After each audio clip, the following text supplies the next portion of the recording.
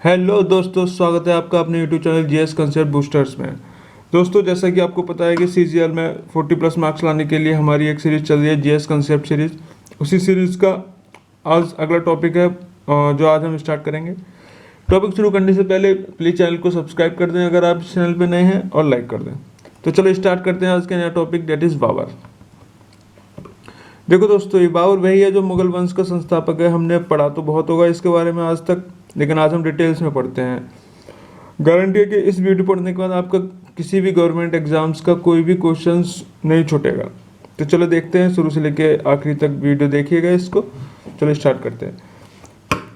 देखो दोस्तों, ये बाबर है, मुगल वंश का संस्थापक था, सबको पता है। ठीक है, ये चीज़ हम बाद में पढ़ेंगे।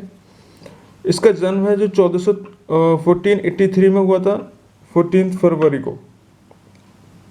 अब 14 फरवरी को पैदा हुआ तो जाहिर सी बात है, खूंखार तो होगा ही।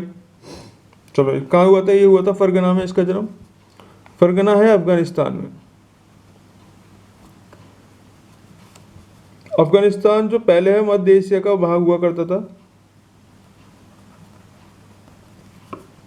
जैसे कि अगर मैप में देखें तो अगर ये इंडिया है तो यहाँ पे अफगानिस्तान कहीं हुआ करता था, यहाँ पर।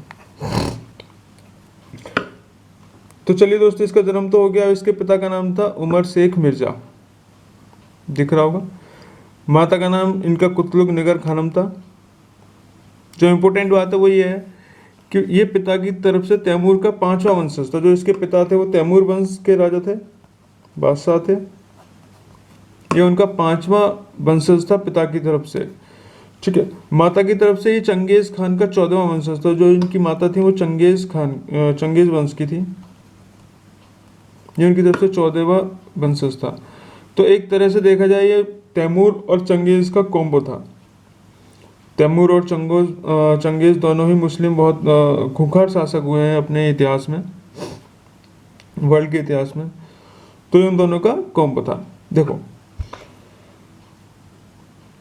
इसका जो राज्याभिषेक है काबुल में 1504 ईस्वी में हुआ था। राजा तो ये पहले ही बन गया था, लेकिन बहुत सारी परेशानी हुई। ये 11 साल की उम्र में राजा बन चुका था 1494 में, अपने पिता की मृत्यु के बाद। लेकिन बहुत सारी परेशानियां होती हैं एक शासक के लाइफ में, एक बादशाह के लाइफ में। बहुत सारे जो उसके सेनापति होते हैं जो राज में प्रॉब्लम क्रिएट करते हैं, उसकी वजह से इस्टेब्लिश नहीं हो पाया। राजा तो बन गया, लेकिन कभी बहुत सारी दिक्कतों का सामना करना पड़ा, इस्टेब्लिश्ड कभी नहीं हो पाए। इसको जो परमानेंट सेटलमेंट है 1504 में हुआ, जो इसका राज्याभिषेक दोबारा से हुआ, जो कि इसकी दादी ने कराया। इसकी दादी का नाम था एहसान दौलत बेगम। इसकी दादी ने इसका राज्याभिषेक कराया काबुल में, काबुल का राजा बादशाह बनाइए। और इसने एक उपाधि धारण की, जो उपाधि है बादशाह के नाम से। ये उपाधि इसने 1504 ईस्वी में धारण की थी। क्वेश्चन दोस्तों, एक चीज़ ध्यान रखिएगा, जो मैं एक एक चीज़ पढ़ रहा हूँ वहाँ से हर एक कंसेप्ट से क्वेश्चन आया हुआ है। तो कोई भी चीज़ एक्स्ट्रा नहीं है, मतलब जो पढ़ा रहा हूँ वो इम्पोर्टेंट ही है। आपको नोट्स बनाने, कॉपी और पेन निकाल लिए होंगे आपने पहले ही, तो नोट्स आपने प्रॉपर बनाइए। तो देखो, बादशाह की उपाधि धारण की इसने। ठीक है, अब ये तो था बाबर का इतिहास।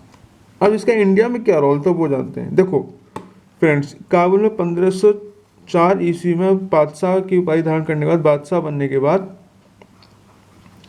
ये यहाँ से इसका शासन यहाँ से स्टार्ट होता है, अपनी लाइफ स्टार्ट करता है ये। ठीक है, भारत में तो ये इसकी एंट्री 1526 में होती है पानीपत फर्स्ट के साथ। लेकिन उससे पहले क्या क्या होता है वो और जान लीजिए। ये जब ये काबुल का शासक बना, यहाँ पर कहीं आसपास होगा काबुल, अफगानिस्तान में था। ठीक है, अपने राज्य को स्टेब्लिश करने के लिए ये लूटखोरी करता था। ठीक है, जो भी इसके आसपास के राज्य थे वहाँ लूट मचाता था और अपने सैनिकों का और अपना जीवन निर्वाह करता था, पैसा इकट्ठा करता था। तो भारत पर ये आक्रमण करता था। भारत पर इसने 4 बार आक्रमण किया है 1526 से पहले। ये चीज़ ध्यान रखना दोस्तों। जो 1526 में जो ये आया है वो इसका 5th अटेम्प्ट था भारत में आने का, और आया नहीं गया, बुलाया गया था। कैसे कैसे बुलाया गया था हम अभी देखेंगे। तो दोस्तों, 4 अटेम्प्ट लिए इसने भारत में, 4 बार लूट मचाई इसने भारत में। लूट कब जरा मोटा मोटा आइडिया ले लीजिए। 1519, 1520, 1524 और 1526 में एक लूट मचाई। इस लूट का पर्पज सिर्फ ये रहता था, आना, एंटर करना, यहाँ के मंदिरों और राज दरबारों से सोने को लूटना और वापस चले जाना। इसने कभी यहाँ पे राज करने का नहीं सोचा।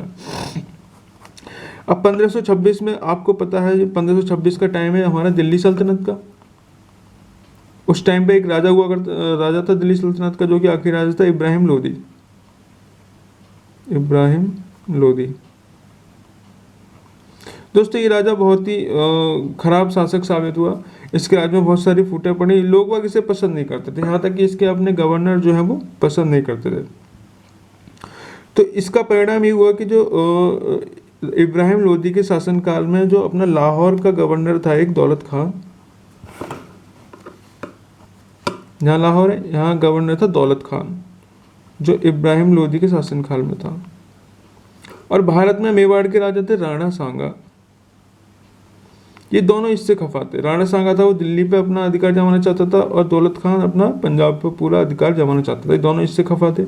इन दोनों ने मिलके आपस में समझौता करके बाबर को निमंत्रण भेजा। बाबर को एक चिट्ठी भेजी, निमंत्रण भेजा अपने सैनिकों के द्वारा। उसने गुहार लगाई कि वो भारत में आए और इब्राहिम लोदी को मजा चखाए, इब्राहिम लोदी को हराए। ठीक है, लेकिन दिक्कत ये होगी दोस्तों कि इन्होंने सोचा था कि ये बाबर आएगा इब्राहिम लोदी को हराने के बाद और चला जाएगा, जैसा कि अब तक उसका बिहेवियर था, लूटपाट करेगा, चला जाएगा, जैसा कि लूट मचाता था। लेकिन यहीं पर ही गलत साबित हुआ। बाबर आया, इब्राहिम लोदी को हराया भी, लेकिन वो गया नहीं। उसने यहीं पर अपना राज्य स्थापित कर दिया। उसे भारत अच्छा लग गया। उसे कहना था कि भारत बहुत अच्छा है। तो चलो इसका पहला युद्ध पढ़ते हैं, पानीपत फर्स्ट। पानीपत फर्स्ट जो हुआ था 1526 में हुआ था, 21 अप्रैल। किस किस के बीच हुआ था वो देख लेते हैं जरा। ये हुआ था बाबर, इब्राहिम लोदी जो दिल्ली वंश का, दिल्ली सल्तनत का शासक था, और बाबर के बीच। बाबर के बीच देखो फ्रेंड्स, इब्राहिम लोदी उस समय पर दिल्ली सल्तनत की बहुत बड़ी ताकत हुआ करता था। ताकत क्या, इसे अहंकार था बहुत। इसके पास सैनिकों की संख्या थी लगभग 50 से 60 हज़ार, 50 हज़ार से लेकर 60 हज़ार, 1 लाख तक सैनिकों की संख्या थी। 1,000 तो इसके सैनिक में अकेले हाथी ही थे। 1,00,000 तो हाथी थे। वहीं पर बाबर की जो वो थी सेना थी बहुत छोटी थी, 12,000 की सेना थी। अब इन दोनों के बीचों में युद्ध होना था, तो बाबर ने युद्ध किया 1526 में। अब बाबर जो युद्ध कौशल में बहुत ही निपुण था, उसने अपने, उसका हिस्ट्री है, बहुत सारे युद्ध कर चुका है, बहुत बार हरा चुका है लोगों को। ठीक है, मतलब एक लड़ाकू था वो। तो बाबर जो था युद्ध में निपुण था। लेकिन इब्राहिम लोदी तो अपने अहंकार में चूर थे। उनका बस ये था कि हमारे पास बहुत सारे सैनिक हैं, बहुत सारी हाथी हैं, तो हमें कोई कौन कैसे हरा सकता है। तो देखें क्या भाई, ये युद्ध हुआ। ये युद्ध लड़ा गया तुलुगमा पद्धति से। तुलुगमा पद्धति से। देखो दोस्तों, ये तुलुगमा पे एक ऐसी पद्धति होती है, ये युद्ध करने का तरीका होता है। इसमें मोटा मोटा मैं बता देता हूँ क्या होता है। फॉर एग्जाम्पल, यहां से इब्राहिम लोदी की सेना आ रही है, इधर से बाबर की सेना। बाबर अपनी सेना को, बाबर जो है अपनी सेना को ऐसे खड़ी कर देता था। सेना तो कम थी, ये ज़्यादा थी, तो ये ऐसे खड़ी कर देता, एक मुंह बना के, मुहाने की ओर। तो जो इब्राहिम लोदी की सेना आई, डायरेक्ट इसने यहाँ पे एंटर किया और इसे चारों तरफ से घेर लिया गया। और इसने पीछे से सामने से लगा रखी थी इधर से तोप, जो इधर फायर करती थी। हाँ दोस्तों, ये पहला ऐसा युद्ध था जहाँ पर तोप का इस्तेमाल किया था बाबर ने। बाबर के पास तोप बहुत हुआ करती थी, सैनिक तो कम थे लेकिन तोप थी उसकी, एडवांस था। तो जब ये सारी सेना एंटर कर जाती थी तो इसे चारों ओर से घेर के इसकी मारकाट मचाता था और पूरा हरा देता था। तो ये था तुगलमा पद्धति, जिसके बाबर ने युद्ध लड़ा और जीत गया। 1526 में लड़ा था युद्ध, ध्यान रखना क्वेश्चन आते हैं, और जीत गया। किस पद्धति से? तुलुगमा पद्धति से। तो यहाँ से भी क्वेश्चन बनता है। इस युद्ध के बारे में फेमस ये है कि इसमें पहली बार तोप का इस्तेमाल हुआ था। तोप का इस्तेमाल पहली बार हुआ था, बाबर ने किया था। क्वेश्चन बनता है यहाँ से। क्वेश्चन यहाँ से भी बनता है कि बाबर के कितने सैनिक थे? 12,000 सैनिक थे लगभग, ध्यान रखना, ठीक है। तो बाबर का पहला युद्ध था जिसमें उसे जीत हासिल हुई, ठीक है। अब बाबर अपना दूसरा युद्ध करता है, ये डेट इज खानवा का युद्ध। खानवा का युद्ध, खानवा का युद्ध बाबर का दूसरे नंबर का युद्ध था, जो कि 1527 में लड़ा गया 17 मार्च को। दोस्तों खानवा एक यूपी में जगह है। खानवा जो है वो यूपी में है एक जगह, आगरा के आसपास, आगरा के आसपास का क्षेत्र है जिसे उस टाइम पे खानवा बोला जाता था। तो देखो क्या हुआ इस युद्ध में। ये युद्ध था शासक राणा सांगा। राणा सांगा वही है जिसने न्योता भेजा था बाबर खान को, इसी के साथ युद्ध कर रहा है। अब ध्यान रखना, जब राणा सांगा को पता चला कि बाबर अब तो भारत में ही रहेगा, जाने नहीं वाला, तब आगे इसने युद्ध करा है बाबर को भगाने के लिए। पहले बुला लिया, अब भगा रहा है। राणा सांगा जो मेवाड़ के राजा थे वर्सेस बाबर। इस युद्ध में क्या हुआ दोस्तों? इनकी हार हुई। इनका हार होने का बहुत बड़ा रीजन था, जो इनके अपने ही भाई थे जो और राजपूत थे, ये राजपूत थे जो और राजपूत, उन्होंने इनका साथ नहीं दिया। वो मुगल बाबर से इतना डरते थे कि उन्होंने सोचा कि हम क्यों बाबर से दुश्मनी लें, ठीक है। हारना तो है ही राणा सांगा को, लेकिन ये बहुत महान थे, आसानी से नहीं हारे थे। इनका एक पैर कट गया था, उसके बाद भी नहीं हारे थे, ये लड़ते रहे थे, अकेले इन्होंने सामना किया था, ठीक है। और हारे भी नहीं थे, इन्हीं के लोगों ने जहर दे के इनकी हत्या कर दी थी, ठीक है ना। युद्ध में तो हारे ही नहीं, इन्हीं के जो राजपूत थे, इन्हीं के लोगों ने इनकी जहर दे के इनकी हत्या कर दी थी। तो ये हारे, ये इनकी सेना पराजित हुई और ये बाबर जीत गए। तो इस तरह से बाबर अपना दूसरा युद्ध 1527 जो कि खानवा का युद्ध था वो भी जीत जाता है। राणा सांगा इतने महान थे कि यहाँ तक कि बाबर ने अपनी जो आत्मकथा है तो जो कि बाबरी, उसमें भी इसकी तारीफ की है बहुत ज़्यादा। हाँ वो हम बाद में पढ़ेंगे, यहाँ भी थोड़ा शॉर्ट वो डिटेल्स में पढ़ रहे हैं, लेकिन जब वो टॉपिक आएगा तब पढ़ेंगे। अब दोस्तों पढ़ते हैं इसका तीसरा युद्ध। हाँ एक चीज़ और है इसके युद्ध के बारे में कि जो युद्ध लड़ा गया था खानवा का, बाबर की सेना तो कम थी, ठीक है ना, लेकिन एक बहुत ही बड़ा लीडर था, वो बहुत अच्छा लीडर था। उन्होंने इस युद्ध को धार्मिक रूप दे दिया, धार्मिक रूप दे दिया।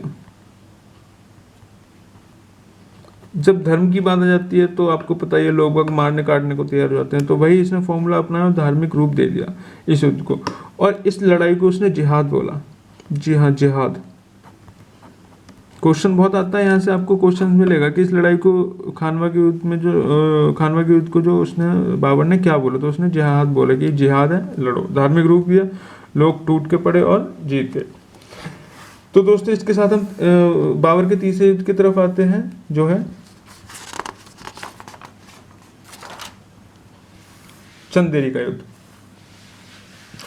दोस्तों चंदेरी का युद्ध है, जो चंदेरी का युद्ध था, जो चंदेरी है अपने एमपी में एक जगह है, मध्य प्रदेश में चंदेरी। जो युद्ध था दो शासक के बीच, मेदिनी राय वर्सेस बाबर। मेदिनी राय वर्सेस बाबर। मेदिनी राय चंदेरी का गवर्नर था, तो इसमें मेदिनी राय हारा गया और बाबर जीतना गया, ठीक है। एक इंपॉर्टेंट चीज और इंटरेस्टिंग फैक्ट है, देखो बाबर की सेना में इस समय शेरशाह सूरी था। शेरशाह सूरी, जी हाँ दोस्तों, ये वही सूरी है जिसे हम आगे पढ़ेंगे, जिसने हुमायूं को मजा चखाया था। हुमायूं कौन था? बाबर का बेटा था। मतलब एक टाइम पे शेरशाह की सेना में शामिल होकर लड़ रहा है उसकी तरफ से, और बाद में अपने ही बादशाह के बेटे को हुमायूं को हराता है, मजा चखाता है। ये अफगानी था। इसके बारे में हम डिटेल में पढ़ेंगे जब हम शेरशाह सूरी पढ़ेंगे। अभी इतना ध्यान रखिए कि बाबर की सेना में शेरशाह सूरी था उस टाइम पे, ठीक है। बहुत ही चालाक इंसान था ये। तो आज के लिए बस इतना ही दोस्तों, वीडियो काफ़ी लंबा हो रहा है। आएगा हम अगले वाले आने वाले बाबर पार्ट 2 में पढ़ेंगे, जो कि कल अपडेट होगा। तो ठीक है दोस्तों, चैनल को अगर वीडियो अच्छी लगी हो तो चैनल को सब्सक्राइब कीजिए, लाइक कीजिए एंड कमेंट कीजिए। धन्यवाद।